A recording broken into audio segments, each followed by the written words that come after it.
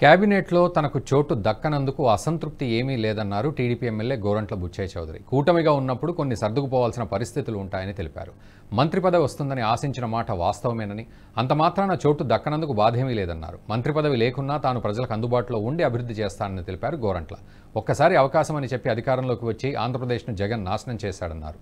నవరత్నాల పేరుతో జగన్ రాష్ట్ర ప్రజల్ని మోసం చేశాడని, జగన్ తీరుతో తెలుగు జాతి తీవ్రంగా నష్టపోయింది అన్నారు బుచ్చయ్య చౌదరి. మిత్రధర్మంలో సీట్లు సర్దుబాటు, మంత్రి పదవుల సర్దుబాటు. ఎందుకంటే బీజేపీ, జనసేన, తెలుగుదేశం కలిసింది.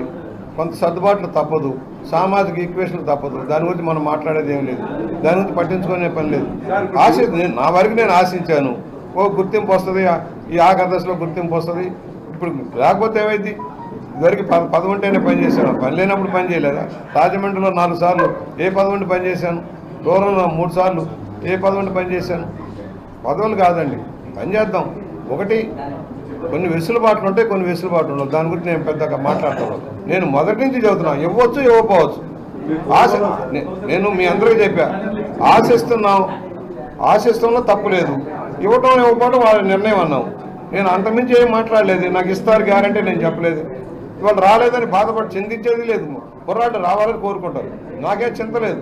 అధిష్టాన నిర్ణయాలు నాకు సంబంధం లేని. నేను ఎమ్మెల్యేగా 64,000 మెజార్టీతో వచ్చాను. చరిత్రలో మొదటి సీటు డిక్లేర్ అయ్యింది. ఆ గౌరవం చాలు. నా సంఘటనలు చూశారు. తెలుగుదేశం వాళ్ళని సావగొట్టారు కదా, సావగొట్టినేమో తెలుగుదేశం వాళ్ళ. బూతులు తిట్టిన వాళ్ళు సంకలో పెట్టుకుని ఊరేగిన జగన్మోహన్ రెడ్డి నీతులు చెప్తాడా? తాడేపల్లి ప్యాలెస్ ప్రజల్లోకి వచ్చావా? నువ్వు చేసే నిర్వాహానికి రాళ్ళు చెప్పులు పడతాయి. ఆ తండ్రిని అడ్డు పెట్టుకుని దోచింది కొంత అయితే, ఈ 5 ఏళ్ళలో దోచుకుంది 10 రెట్లు ఎక్కువ. వీటన్నిటి మీద సమగ్ర విచారణ జరుగుతుంది. శిక్ష తప్పదు, దోషులకు శిక్ష తప్పదు.